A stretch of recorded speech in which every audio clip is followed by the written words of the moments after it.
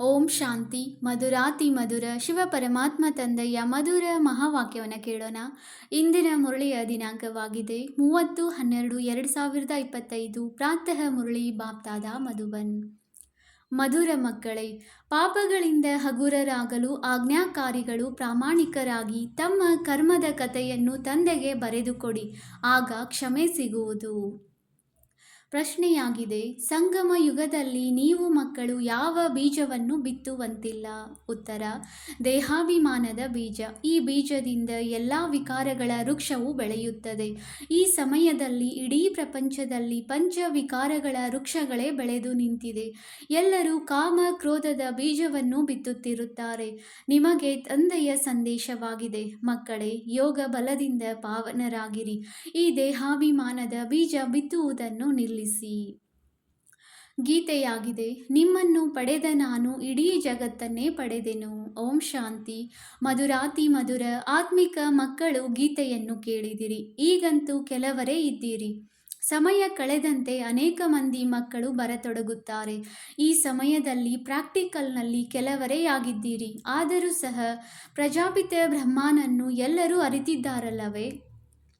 ಹೆಸರೇ ಆಗಿದೆ ಪ್ರಜಾಪಿತ ಬ್ರಹ್ಮ. ಎಷ್ಟೊಂದು ಮಂದಿ ಪ್ರಜೆಗಳಿದ್ದಾರೆ. ಎಲ್ಲ ಧರ್ಮದವರು ಇವರನ್ನು ಅವಶ್ಯವಾಗಿ ಒಪ್ಪುತ್ತಾರೆ. ಅವರ ಮೂಲಕವೇ ಮನುಷ್ಯ ಮಾತ್ರರ ರಚನೆಯಾಯಿತಲ್ಲವೇ? ತಂದೆಯು ತಿಳಿಸುತ್ತಾರೆ, ಲೌಕಿಕ ತಂದೆಯೂ ಸಹ ಹದ್ದಿನ ಬ್ರಹ್ಮನಾಗಿದ್ದಾರೆ, ಏಕೆಂದರೆ ಅವರದು ವಂಶಾವಳಿ ವೃದ್ಧಿಯಾಗುತ್ತದೆಯಲ್ಲವೇ? ಉಪನಾಮದಿಂದ ಆ ಮನೆತನವೂ ನಡೆಯುತ್ತದೆ. ಅವರು ಹದ್ದಿನ ತಂದೆಯಾಗಿರುತ್ತಾರೆ, ಇವರು ಬೇಹದ್ದಿನ ತಂದೆಯಾಗಿದ್ದಾರೆ. ಇವರ ಹೆಸರೇ ಆಗಿದೆ ಪ್ರಜಾಪಿತ. ಆ ಲೌಕಿಕ ತಂದೆಯಂತೂ ಒಂದು ಪರಿಮಿತ ಪ್ರಜೆಗಳನ್ನು ರಚಿಸುತ್ತಾರೆ. ಕೆಲವರು ರಚಿಸುವುದೇ ಇಲ್ಲ. ಇವರಂತೂ ಅವಶ್ಯವಾಗಿ ರಚಿಸುತ್ತಾರೆ. ಪ್ರಜಾಪಿತ ಬ್ರಹ್ಮನಿಗೆ ಸಂತಾನರಿಲ್ಲವೆಂದು ಕೆಲವರು ಹೇಳುತ್ತಾರೆ. ಇಡೀ ಪ್ರಪಂಚವೇ ಇವರ ಸಂತಾನವಾಗಿದೆ. ಮೊಟ್ಟ ಮೊದಲಿಗರು ಪ್ರಜಾಪಿತ ಬ್ರಹ್ಮನಾಗಿದ್ದಾರೆ. ಮುಸಲ್ಮಾನರು ಸಹ ಆದಮ್ ಬೀಬಿ ಎಂದು ಹೇಳುತ್ತಾರೆ. ಅಂದ ಮೇಲೆ ಅವಶ್ಯವಾಗಿ ಯಾರಿಗಾದರೂ ಹೇಳುತ್ತಿರಬೇಕಲ್ಲವೇ? ಆಡಮ್, ಇವ್, ಆದಿದೇವ, ಆದಿದೇವಿ ಇವೆಲ್ಲ ಹೆಸರುಗಳನ್ನು ಈ ಪ್ರಜಾಪಿತ ಬ್ರಹ್ಮರವರಿಗೆ ಹೇಳುತ್ತಾರೆ. ಎಲ್ಲ ಧರ್ಮದವರು ಇವರನ್ನು ಒಪ್ಪುತ್ತಾರೆ. ಅವಶ್ಯವಾಗಿ ಒಬ್ಬರು ಲೌಕಿಕ ತಂದೆ, ಇನ್ನೊಬ್ಬರು ಪಾರಲೌಕಿಕ ತಂದೆ ಇದ್ದಾರೆ. ಈ ಪಾರಲೌಕಿಕ ತಂದೆಯು ಬೇಹದ್ದಿನ ಸುಖ ಕೊಡುವವರಾಗಿದ್ದಾರೆ. ನೀವು ಪುರುಷಾರ್ಥವನ್ನು ಸಹ ಬೇಹದ್ದಿನ ಸ್ವರ್ಗದ ಸುಖಕ್ಕಾಗಿಯೇ ಮಾಡುತ್ತೀರಿ. ಇಲ್ಲಿ ಬೇಹದ್ದಿನ ತಂದೆಯಿಂದ ಬೇಹದ್ದಿನ ಸುಖದ ಆಸ್ತಿಯನ್ನು ಪಡೆಯಲು ಬಂದಿದ್ದೀರಿ. ಸ್ವರ್ಗದಲ್ಲಿ ಬೇಹದ್ದಿನ ಸುಖ, ನರಕದಲ್ಲಿ ಬೇಹದ್ದಿನ ದುಃಖವೆಂದು ಹೇಳಬಹುದು. ಇನ್ನೂ ಬಹಳಷ್ಟು ದುಃಖವು ಬರಲಿದೆ. ಅಯ್ಯೋ ಅಯ್ಯೋ ಎನ್ನುತ್ತಿರುತ್ತಾರೆ. ತಂದೆಯು ನಿಮಗೆ ಇಡೀ ವಿಶ್ವದ ಆದಿ ಮಧ್ಯ ಅಂತ್ಯದ ರಹಸ್ಯವನ್ನು ತಿಳಿಸಿದ್ದಾರೆ. ನೀವು ಮಕ್ಕಳು ಸನ್ಮುಖದಲ್ಲಿ ಕುಳಿತಿದ್ದೀರಿ ಮತ್ತು ಪುರುಷಾರ್ಥವನ್ನೂ ಮಾಡುತ್ತೀರಿ. ಇವರು ಮಾತಾಪಿತ ಇಬ್ಬರೂ ಆದರಲ್ಲವೇ? ಎಷ್ಟೊಂದು ಮಂದಿ ಮಕ್ಕಳಿದ್ದೀರಿ. ಬೇಹದ್ದಿನ ಮಾತಾಪಿತರೊಂದಿಗೆ ಎಂದೂ ಯಾವುದೇ ಶತ್ರುತ್ವವನ್ನು ಇಟ್ಟುಕೊಳ್ಳುವುದಿಲ್ಲ. ಮಾತಾಪಿತರಿಂದ ಎಷ್ಟೊಂದು ಸುಖ ಸಿಗುತ್ತದೆ. ಆದ್ದರಿಂದಲೇ ನೀವು ಮಾತಾಪಿತ ಬಂಧುಶ್ಚ ಎಂದು ಹಾಡುತ್ತಾರೆ. ಇದನ್ನು ನೀವು ಮಕ್ಕಳೇ ತಿಳಿದುಕೊಂಡಿದ್ದೀರಿ. ಅನ್ಯ ಧರ್ಮದವರೆಲ್ಲರೂ ತಂದೆಯೆಂದೇ ಕರೆಯುತ್ತಾರೆ, ಮಾತಾಪಿತರೆಂದು ಹೇಳುವುದಿಲ್ಲ. ಕೇವಲ ಇಲ್ಲಷ್ಟೇ ನೀವು ಮಾತಾಪಿತ, ನಾನು ನಿಮ್ಮ ಬಾಲಕ ಎಂದು ಹಾಡುತ್ತಾರೆ. ನಾವು ಓದಿ ಮನುಷ್ಯರಿಂದ ದೇವತೆ, ಮುಳ್ಳುಗಳಿಂದ ಹೂಗಳಾಗುತ್ತಿದ್ದೇವೆಂದು ನೀವು ಮಕ್ಕಳು ತಿಳಿದುಕೊಂಡಿದ್ದೀರಿ. ತಂದೆಯು ಅಂಬಿಗನೂ ಆಗಿದ್ದಾರೆ, ಹೂದೋಟದ ಮಾಲೀಕನೂ ಆಗಿದ್ದಾರೆ. ಉಳಿದಂತೆ ನೀವು ಬ್ರಾಹ್ಮಣರೆಲ್ಲರೂ ಅನೇಕ ಪ್ರಕಾರದ ಮಾಲಿಗಳಾಗಿದ್ದೀರಿ. ಮೊಘಲ್ ಗಾರ್ಡನ್ನ ಮಾಲಿಯೂ ಇರುತ್ತಾರಲ್ಲವೇ? ಅವರ ಸಂಬಳವೂ ಅಷ್ಟೇ ಚೆನ್ನಾಗಿರುತ್ತದೆ. ಮಾಲಿಗಳಲ್ಲಿಯೂ ನಂಬರ್ ವಾರ್ ಇರುತ್ತಾರೆ. ಕೆಲವರು ಎಷ್ಟು ಒಳ್ಳೊಳ್ಳೆಯ ಹೂಗಳನ್ನು ಬೆಳೆಸುತ್ತಾರೆ. ಹೂಗಳಲ್ಲಿ ರಾಜಾ ಹೂವು ಸಹ ಇರುತ್ತದೆ. ಸತ್ಯಯುಗದಲ್ಲಿ ರಾಜಾರಾಣಿ ಹೂಗಳು ಇರುತ್ತವೆಯಲ್ಲವೇ? ಇಲ್ಲಿ ಬಲೆ ಮಹಾರಾಜ ಮಹಾರಾಣಿ ಇದ್ದಾರೆ, ಆದರೆ ಹೂಗಳಾಗಿಲ್ಲ. ಪತಿತರಾಗುವುದರಿಂದ ಮುಳ್ಳುಗಳಂತಾಗಿ ಬಿಡುತ್ತಾರೆ. ಮಾರ್ಗದಲ್ಲಿ ನಡೆಯುತ್ತಾ ನಡೆಯುತ್ತಾ ಮುಳ್ಳನ್ನು ಚುಚ್ಚಿ ಓಡಿ ಹೋಗುತ್ತಾರೆ. ಅಜಮಿಳರೆಂದು ಅವರಿಗೆ ಹೇಳಲಾಗುತ್ತದೆ. ಎಲ್ಲರಿಗಿಂತ ಹೆಚ್ಚು ಭಕ್ತಿಯನ್ನು ಸಹ ನೀವು ಮಾಡುತ್ತೀರಿ. ವಾಮ ಮಾರ್ಗದಲ್ಲಿ ಇಳಿಯುವ ಚಿತ್ರಗಳನ್ನು ನೋಡಿ, ಎಷ್ಟು ಕೆಟ್ಟದಾಗಿ ತೋರಿಸಿದ್ದಾರೆ. ದೇವತೆಗಳ ಚಿತ್ರವನ್ನೇ ತೋರಿಸಿದ್ದಾರೆ. ಈಗ ಅವು ವಾಮ ಮಾರ್ಗದ ಚಿತ್ರಗಳಾಗಿವೆ. ಈಗ ನೀವು ಮಕ್ಕಳು ಇವೆಲ್ಲ ಮಾತುಗಳನ್ನು ತಿಳಿದುಕೊಂಡಿದ್ದೀರಿ. ನೀವೀಗ ಬ್ರಾಹ್ಮಣರಾಗಿದ್ದೀರಿ. ವಿಕಾರಗಳಿಂದ ಬಹಳ ದೂರ ದೂರ ಹೋಗುತ್ತೀರಿ. ಬ್ರಾಹ್ಮಣರಲ್ಲಿ ಸಹೋದರ ಸಹೋದರಿಯರ ಜೊತೆ ವಿಕಾರದಲ್ಲಿ ಹೋಗುವುದು ಬಹಳ ದೊಡ್ಡ ವಿಕಾರಿ ದೃಷ್ಟಿಯಾಗಿ ಬಿಡುವುದು. ಹೆಸರೇ ಹಾಳಾಗಿ ಬಿಡುತ್ತದೆ. ಆದ್ದರಿಂದ ಬಾಲ್ಯದಿಂದಲೇ ಏನಾದರೂ ಕೆಟ್ಟ ಕೆಲಸಗಳನ್ನು ಮಾಡಿದ್ದರೆ ಅದನ್ನು ತಂದೆಗೆ ತಿಳಿಸಿರಿ. ಆಗ ಅರ್ಧ ಪಾಪವು ಕಡಿಮೆಯಾಗುತ್ತದೆ. ನೆನಪಂತೂ ಇರುತ್ತದೆಯಲ್ಲವೇ, ಇಂತಹ ಸಮಯದಲ್ಲಿ ನಾವು ಇಂತಹ ಕೆಟ್ಟ ಕೆಲಸವನ್ನು ಮಾಡಿದ್ದೆವು ಎಂದು ತಂದೆಗೆ ಬರೆದು ಕೊಡುತ್ತಾರೆ. ಯಾರು ಬಹಳ ಆಜ್ಞಾಕಾರಿಗಳು ಪ್ರಾಮಾಣಿಕರಾಗಿರುವರೋ ಅವರು, ಬಾಬಾ, ನಾವು ಇಂತಿಂತಹ ಕೆಟ್ಟ ಕೆಲಸಗಳನ್ನು ಮಾಡಿದೆವು, ಕ್ಷಮೆ ಮಾಡಿ ಎಂದು ತಂದೆಗೆ ಬರೆದು ಕೊಡುತ್ತಾರೆ. ತಂದೆಯು ತಿಳಿಸುತ್ತಾರೆ, ಕ್ಷಮೆಯಂತೂ ಸಿಗುವುದಿಲ್ಲ, ಆದರೆ ಸತ್ಯವಾಗಿ ತಿಳಿಸುತ್ತೀರೆಂದರೆ ಅದು ಹಗುರವಾಗಿ ಬಿಡುವುದು. ಹಾಗೆಂದು ಮರೆತು ಹೋಗುತ್ತದೆ ಎಂದಲ್ಲ, ಮರೆಯಲು ಸಾಧ್ಯವಿಲ್ಲ. ಮುಂದೆ ಇಂತಹ ಯಾವುದೇ ಕರ್ಮವಾಗಬಾರದು. ಅದಕ್ಕಾಗಿ ಎಚ್ಚರಿಕೆ ನೀಡುತ್ತೇನೆ. ಬಾಕಿ ಮನಸ್ಸಂತೂ ಅವಶ್ಯವಾಗಿ ತಿನ್ನುತ್ತದೆ. ಬಾಬಾ, ನಾವಂತೂ ಅಜಮಿಳರಾಗಿದ್ದೆವು ಎಂದು ಹೇಳುತ್ತಾರೆ. ಇದೇ ಜನ್ಮದ ಮಾತಾಗಿದೆ. ಇದನ್ನೂ ಸಹ ಈಗ ನೀವು ತಿಳಿದುಕೊಂಡಿದ್ದೀರಿ. ಯಾವಾಗಿನಿಂದ ವಾಮ ಮಾರ್ಗದಲ್ಲಿ ಬಂದು ಪಾಪಾತ್ಮರಾಗಿದ್ದೀರಿ. ಈಗ ತಂದೆಯು ಪುನಃ ನಮ್ಮನ್ನು ಪುಣ್ಯಾತ್ಮರನ್ನಾಗಿ ಮಾಡುತ್ತಾರೆ. ಪುಣ್ಯಾತ್ಮರ ಪ್ರಪಂಚವೇ ಬೇರೆಯಾಗಿದೆ. ಬಲೆ, ಪ್ರಪಂಚವೂ ಒಂದೇಯಾಗಿದೆ. ಆದರೆ ಈಗ ನಿಮಗೆ ಅರ್ಥವಾಗಿದೆ. ಇದರಲ್ಲಿ 2 ಭಾಗಗಳಿವೆ. ಒಂದು ಪುಣ್ಯಾತ್ಮರ ಪ್ರಪಂಚ, ಅದಕ್ಕೆ ಸ್ವರ್ಗವೆಂದು ಹೇಳಲಾಗುತ್ತದೆ. ಇನ್ನೊಂದು ಪಾಪಾತ್ಮರ ಪ್ರಪಂಚ, ಯಾವುದಕ್ಕೆ ನರಕ ದುಃಖಧಾಮವೆಂದು ಹೇಳಲಾಗುತ್ತದೆ. ದುಃಖದ ಪ್ರಪಂಚ ಮತ್ತು ಸುಖದ ಪ್ರಪಂಚ. ದುಃಖದ ಪ್ರಪಂಚದಲ್ಲಿ ಎಲ್ಲರೂ ಸಹ ನಮ್ಮನ್ನು ಮುಕ್ತಗೊಳಿಸಿ ಮನೆಗೆ ಕರೆದುಕೊಂಡು ಹೋಗಿ ಎಂದು ಚೀರಾಡುತ್ತಿರುತ್ತಾರೆ. ಇದನ್ನು ಸಹ ಮಕ್ಕಳು ತಿಳಿದುಕೊಂಡಿದ್ದೀರಿ. ಮನೆ ಪರಮಧಾಮ. ಮನೆಯಲ್ಲಿ ಹೋಗಿ ಕುಳಿತು ಬಿಡುವಂತಿಲ್ಲ, ಮತ್ತೆ ಪಾತ್ರವನ್ನು ಅಭಿನಯಿಸಲು ಬರಬೇಕಾಗಿದೆ. ಈ ಸಮಯದಲ್ಲಿ ಇಡೀ ಪ್ರಪಂಚವೇ ಪತಿತನಾಗಿದೆ. ಈಗ ತಂದೆಯ ಮೂಲಕ ನೀವು ಪಾವನರಾಗುತ್ತಿದ್ದೀರಿ. ಲಕ್ಷ್ಯವು ಸನ್ಮುಖದಲ್ಲಿದೆ. ಮತ್ಯಾರೂ ಸಹ ನಾವು ಈ ರೀತಿಯಾಗುತ್ತಿದ್ದೇವೆಂದು ಗುರಿ ಧ್ಯೇಯವನ್ನು ತೋರಿಸುವುದಿಲ್ಲ. ತಂದೆಯು ತಿಳಿಸುತ್ತಾರೆ, ಮಕ್ಕಳೇ, ನೀವೇ ಇಷ್ಟು ಶ್ರೇಷ್ಠರಾಗಿದ್ದೀರಿ, ಈಗ ಇಲ್ಲ. ಪೂಜ್ಯರಾಗಿದ್ದೀರಿ, ಈಗ ಪೂಜಾರಿಗಳಾಗಿ ಬಿಟ್ಟಿದ್ದೀರಿ. ಈಗ ಪುನಃ ಪೂಜ್ಯರಾಗಲು ಪುರುಷಾರ್ಥ ಮಾಡಬೇಕು. ತಂದೆಯು ಎಷ್ಟು ಚೆನ್ನಾಗಿ ಪುರುಷಾರ್ಥ ಮಾಡಿಸುತ್ತಾರೆ. ನಾನು ರಾಜಕುಮಾರನಾಗುತ್ತೇನೆ ಎಂದು ಈ ಬ್ರಹ್ಮ ತಂದೆಯು ತಿಳಿದುಕೊಳ್ಳುತ್ತಾರಲ್ಲವೇ. ಇವರು ಮೊದಲಿಗನಾಗಿದ್ದಾರೆ. ಆದರೂ ಸಹ ಪ್ರತಿ ಸಮಯ ನೆನಪು ಇರುವುದಿಲ್ಲ, ಮರೆತು ಹೋಗುತ್ತಾರೆ. ಯಾರೆಷ್ಟಾದರೂ ಪರಿಶ್ರಮ ಪಡಲಿ, ಆದರೆ ಇನ್ನೂ ಆ ಸ್ಥಿತಿಯು ಬರುವುದಿಲ್ಲ. ಯಾವಾಗ ಯುದ್ಧದ ಸಮಯವು ಬರುವುದೋ ಆಗ ಕರ್ಮಾತೀತ ಸ್ಥಿತಿಯಾಗುವುದು. ಪುರುಷಾರ್ಥವನ್ನಂತೂ ಎಲ್ಲರೂ ಮಾಡಬೇಕಲ್ಲವೇ. ಇವರು ಬ್ರಹ್ಮ ತಂದೆಯವರು ಮಾಡಬೇಕಾಗಿದೆ. ನೀವು ತಿಳಿಸುತ್ತೀರಿ. ಚಿತ್ರದಲ್ಲಿ ನೋಡಿ, ತಂದೆಯ ಚಿತ್ರವು ಎಲ್ಲಿದೆ? ಒಮ್ಮೆಲೆ ವೃಕ್ಷದ ಕೊನೆಯಲ್ಲಿ ನಿಂತಿದ್ದಾರೆ, ಪತಿತ ಪ್ರಪಂಚದಲ್ಲಿ, ಮತ್ತು ಕೆಳಗೆ ತಪಸ್ಸು ಮಾಡುತ್ತಿದ್ದಾರೆ. ಎಷ್ಟು ಸಹಜವಾಗಿ ತಿಳಿಸಿಕೊಡಬಹುದಾಗಿದೆ. ಇವೆಲ್ಲ ಮಾತುಗಳನ್ನು ತಂದೆಯೇ ತಿಳಿಸಿದ್ದಾರೆ. ಇವರಿಗೂ ತಿಳಿದಿರಲಿಲ್ಲ. ಶಿವ ತಂದೆಯೇ ಜ್ಞಾನಪೂರ್ಣನಾಗಿದ್ದಾರೆ. ಅವರನ್ನೇ, ಹೇ ಪರಮಪಿತ ಪರಮಾತ್ಮನೇ, ಬಂದು ನಮ್ಮ ದುಃಖವನ್ನು ದೂರ ಮಾಡು ಎಂದು ಎಲ್ಲರೂ ನೆನಪು ಮಾಡುತ್ತಾರೆ. ಬ್ರಹ್ಮ ವಿಷ್ಣು ಶಂಕರರು ದೇವತೆಗಳಾಗಿದ್ದಾರೆ. ಮೂಲ ವತನದಲ್ಲಿರುವ ಆತ್ಮಗಳಿಗೆ ದೇವತೆಗಳೆಂದು ಹೇಳಲಾಗುವುದಿಲ್ಲ. ಬ್ರಹ್ಮ ವಿಷ್ಣು ಶಂಕರನ ರಹಸ್ಯವನ್ನು ಸಹ ತಂದೆಯು ತಿಳಿಸಿದ್ದಾರೆ. ಬ್ರಹ್ಮ ಲಕ್ಷ್ಮೀನಾರಾಯಣ ಇವರೆಲ್ಲರೂ ಇಲ್ಲಿಯೇ ಇರುವರಲ್ಲವೇ. ಕೇವಲ ನೀವು ಮಕ್ಕಳಿಗೆ ಈ ಸಮಯದಲ್ಲಿಯೇ ಸೂಕ್ಷ್ಮ ವತನದ ಸಾಕ್ಷಾತ್ಕಾರವಾಗುತ್ತದೆ.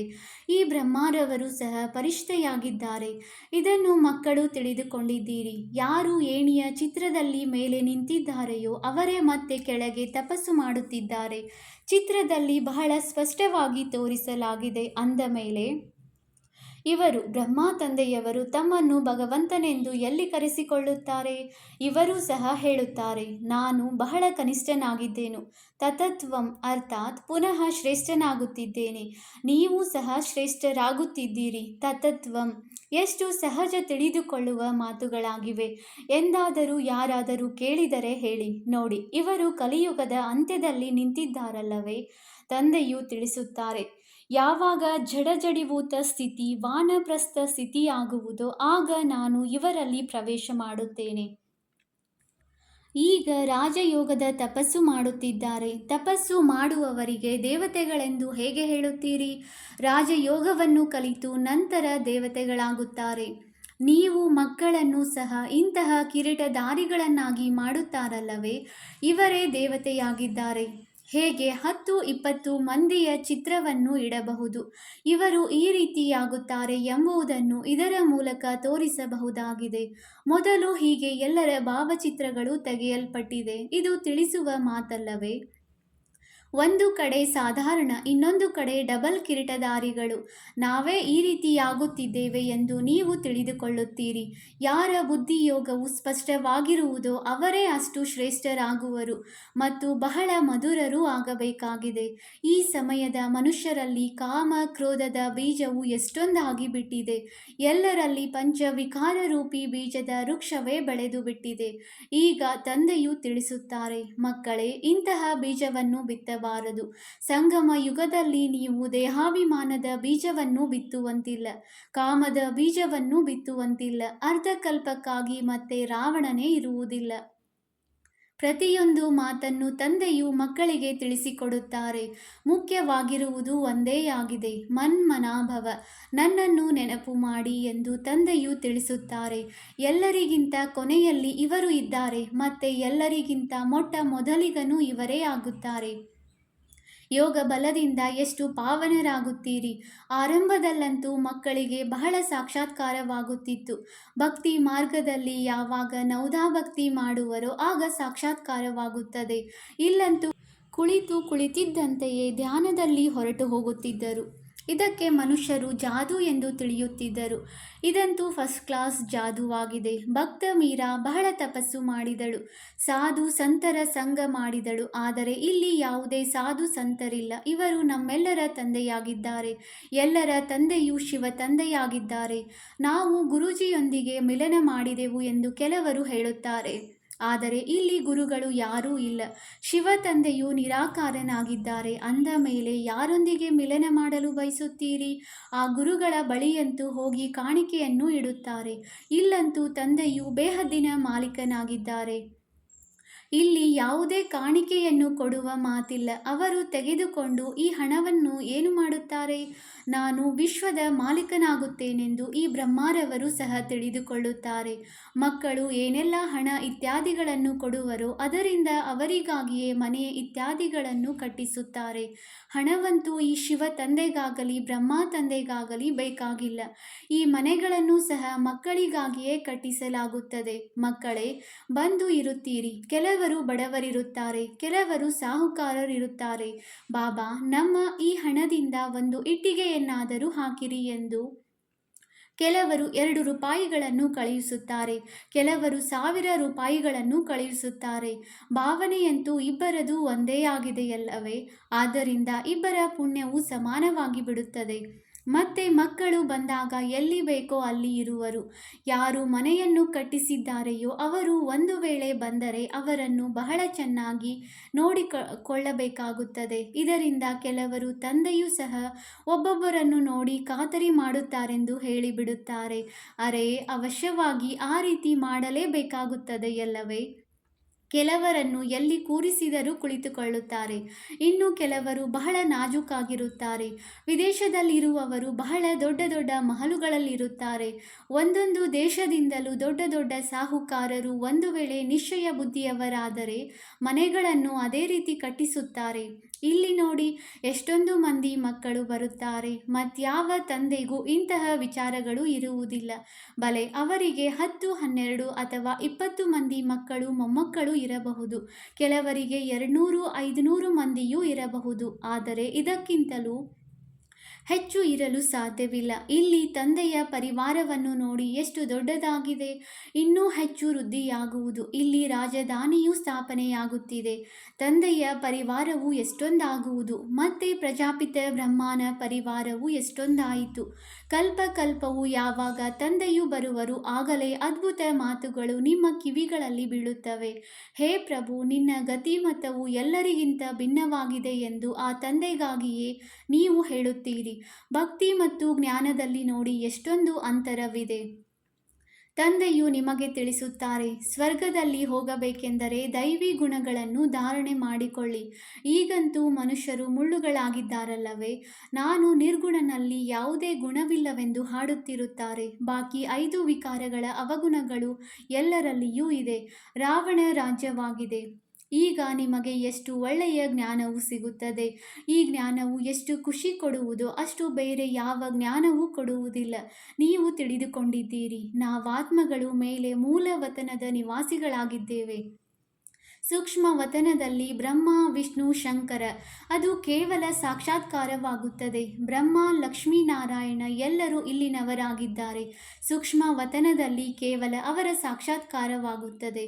ವ್ಯಕ್ತ ಬ್ರಹ್ಮನು ಮತ್ತೆ ಸೂಕ್ಷ್ಮ ವತನವಾಸಿ ಪರಿಷ್ಠ ಬ್ರಹ್ಮ ಹೇಗಾಗುತ್ತಾರೆ ಎಂಬುದಕ್ಕೆ ಅಲ್ಲಿ ಚಿಹ್ನೆ ಇದೆ. ಬಾಕಿ ಇನ್ನೇನೂ ಇಲ್ಲ. ಈಗ ನೀವು ಮಕ್ಕಳು ಎಲ್ಲ ಮಾತುಗಳನ್ನು ತಿಳಿದುಕೊಳ್ಳುತ್ತಾ ಹೋಗುತ್ತೀರಿ, ಧಾರಣೆ ಮಾಡಿಕೊಳ್ಳುತ್ತಾ ಹೋಗುತ್ತೀರಿ. ಯಾವುದೇ ಹೊಸ ಮಾತಿಲ್ಲ. ನೀವು ಅನೇಕ ಬಾರಿ ದೇವತೆಗಳಾಗಿದ್ದೀರಿ. ದೈವಿ ರಾಜ್ಯವಿತ್ತಲ್ಲವೇ? ಈ ಚಕ್ರವು ಸುತ್ತುತ್ತಿರುತ್ತದೆ. ಹೇಗೆ ವಿನಾಶಿ ನಾಟಕವಿರುತ್ತದೆ, ಹಾಗೆಯೇ ಇದು ಅನಾದಿ ಅವಿನಾಶಿ ನಾಟಕವಾಗಿದೆ. ಇದು ನಿಮ್ಮ ವಿನಃ ಮತ್ಯಾರ ಬುದ್ಧಿಯಲ್ಲಿಯೂ ಇಲ್ಲ. ಇದೆಲ್ಲವನ್ನು ತಂದೆಯು ತಿಳಿಸಿಕೊಡುತ್ತಾರೆ. ಇದು ಪರಂಪರೆಯಿಂದ ನಡೆದು ಬಂದಿದೆ ಎಂದಲ್ಲ. ಈ ಜ್ಞಾನವನ್ನು ನಿಮಗೆ ಈಗಲೇ ತಿಳಿಸುತ್ತೇನೆ. ನಂತರ ಇದು ಪ್ರಾಯಲೋಪವಾಗಿ ಬಿಡುತ್ತದೆ. ನೀವು ರಾಜ್ಯ ಪದವಿಯನ್ನು ಪ್ರಾಪ್ತಿ ಮಾಡಿಕೊಂಡ ಮೇಲೆ ಸತ್ಯಯುಗದಲ್ಲಿ ಈ ಜ್ಞಾನವಿರುವುದಿಲ್ಲ. ಒಳ್ಳೆಯದು. ಮಧುರಾತಿ ಮಧುರ. ಅಗಲಿ ಹೋಗಿ ಮರಳಿ ಸಿಕ್ಕಿರುವ ಮಕ್ಕಳ ಪ್ರತಿ ಮಾತಾಪಿತ ಬಾಪ್ದಾದಾರವರ ನೆನಪು, ಪ್ರೀತಿ ಹಾಗೂ ಸುಪ್ರಭಾತ. ಆತ್ಮಿಕ ಮಕ್ಕಳಿಗೆ ಆತ್ಮಿಕ ತಂದೆಯ ನಮಸ್ತೆ. ನಾವು ಆತ್ಮಿಕ ಮಕ್ಕಳಿಂದ ಆತ್ಮಿಕ ತಂದೆಗೆ ನೆನಪು, ಪ್ರೀತಿ ಹಾಗೂ ನಮಸ್ತೆ ನಮಸ್ತೆ ನಮಸ್ತೆ. ಧಾರಣೆಗಾಗಿ ಮುಖ್ಯ ಸಾರ. ಪಾಯಿಂಟ್ ನಂಬರ್ 1, ಸದಾ ಸ್ಮೃತಿ ಇರಲಿ, ನಾವೀಗ ಬ್ರಾಹ್ಮಣರಾಗಿದ್ದೇವೆ. ಆದ್ದರಿಂದ ವಿಕಾರಗಳಿಂದ ಬಹಳ ಬಹಳ ದೂರವಿರಬೇಕಾಗಿದೆ ಎಂದು ಕುದೃಷ್ಟಿಯಾಗಬಾರದು. ತಂದೆಯೊಂದಿಗೆ ಬಹಳ ಬಹಳ ಆಜ್ಞಾಕಾರಿ ಪ್ರಾಮಾಣಿಕರಾಗಿರಬೇಕಾಗಿದೆ. ಪಾಯಿಂಟ್ ನಂಬರ್ 2, ಡಬಲ್ ಕಿರೀಟಧಾರಿ ದೇವತೆಗಳಾಗಲು ಬಹಳ ಮಧುರರಾಗಬೇಕು. ಬುದ್ಧಿಯೋಗವು ಸ್ಪಷ್ಟವಾಗಿ ಇರಬೇಕಾಗಿದೆ. ರಾಜಯೋಗದ ತಪಸ್ಸು ಮಾಡಬೇಕಾಗಿದೆ. ವರದಾನ: ಸದಾ ಬೇಹದ್ದಿನ ಸ್ಥಿತಿಯಲ್ಲಿ ಸ್ಥಿತರಾಗಿರುವಂತಹ ಬಂಧನ್ ಮುಕ್ತ, ಜೀವನ್ ಮುಕ್ತ ಭವ. ದೇಹ ಅಭಿಮಾನ ಹದ್ದಿನ ಸ್ಥಿತಿಯಾಗಿದೆ ಮತ್ತು ದೇಹಿ ಅಭಿಮಾನಿಗಳಾಗುವುದು ಬೇಹದ್ದಿನ ಸ್ಥಿತಿಯಾಗಿದೆ. ದೇಹದಲ್ಲಿ ಬರುವುದರಿಂದ ಅನೇಕ ಕರ್ಮದ ಬಂಧನಗಳಲ್ಲಿ ಬರಬೇಕಾಗುತ್ತದೆ. ಆದರೆ ಯಾವಾಗ ದೇಹಿಯಾಗಿ ಬಿಡುವಿರಿ, ಆಗ ಈ ಎಲ್ಲ ಬಂಧನಗಳು ಸಮಾಪ್ತಿಯಾಗಿ ಬಿಡುವುದು. ಹೇಗೆ ಹೇಳಲಾಗುತ್ತದೆ, ಬಂಧನ ಮುಕ್ತರೇ ಜೀವನ್ಮುಕ್ತರು ಎಂದು. ಈ ರೀತಿ ಯಾರು ಬೇಹದ್ದಿನ ಸ್ಥಿತಿಯಲ್ಲಿ ಸ್ಥಿತರಾಗಿರುತ್ತಾರೆ ಅವರು ಜಗತ್ತಿನ ವಾಯುಮಂಡಲ, ವೈಬ್ರೇಷನ್, ತಮೋಗುಣಿ ವೃತ್ತಿಗಳು, ಮಾಯೆಯ ವಾರ್ ಇದೆಲ್ಲದರಿಂದ ಮುಕ್ತರಾಗಿ ಬಿಡುತ್ತಾರೆ. ಇದಕ್ಕೆ ಹೇಳಲಾಗುವುದು ಜೀವನ್ಮುಕ್ತ ಸ್ಥಿತಿ. ಇದರ ಅನುಭವವನ್ನು ಸಂಗಮ ಯುಗದಲ್ಲಿಯೇ ಮಾಡಬೇಕಾಗಿದೆ. ಸ್ಲೋಗನ್: ನಿಶ್ಚಯ ಬುದ್ಧಿಯ ಚಿಹ್ನೆ ನಿಶ್ಚಿತ ವಿಜಯ ಮತ್ತು ನಿಶ್ಚಿಂತ. ಅವರ ಬಳಿ ವ್ಯರ್ಥ ಬರಲು ಸಾಧ್ಯವಿಲ್ಲ. ಅವ್ಯಕ್ತ ಸೂಚನೆ: ಈಗ ಸಂಪನ್ನ ಅಥವಾ ಕರ್ಮಾತೀತರಾಗುವುದರಲ್ಲಿ ತತ್ಪರರಾಗಿರಿ. ಕರ್ಮಗಳ ಗುಹ್ಯಗತಿಯನ್ನು ತಿಳಿದುಕೊಂಡು ಅರ್ಥಾತ್ ತ್ರಿಕಾಲದರ್ಶಿಯಾಗಿ ಪ್ರತಿ ಕರ್ಮವನ್ನು ಮಾಡಿ. ಆಗಲೇ ಕರ್ಮಾತೀತರಾಗಲು ಸಾಧ್ಯ. ಒಂದು ವೇಳೆ ಚಿಕ್ಕ ಚಿಕ್ಕ ತಪ್ಪುಗಳು ಸಂಕಲ್ಪ ರೂಪದಲ್ಲಿಯೂ ಆದರೆ ಅವುಗಳ ಲೆಕ್ಕಾಚಾರವು ಬಹಳ ಕಠಿಣವಾಗುತ್ತವೆ. ಅದಕ್ಕೆ ಚಿಕ್ಕ ತಪ್ಪುಗಳನ್ನು ಸಹ ದೊಡ್ಡದೆಂದು ತಿಳಿಯಬೇಕು. ಏಕೆಂದರೆ ಈಗ ಸಂಪೂರ್ಣ ಸ್ಥಿತಿಯ ಸಮೀಪ ಬರುತ್ತಿದ್ದೀರಿ. ಓಂ ಶಾಂತಿ.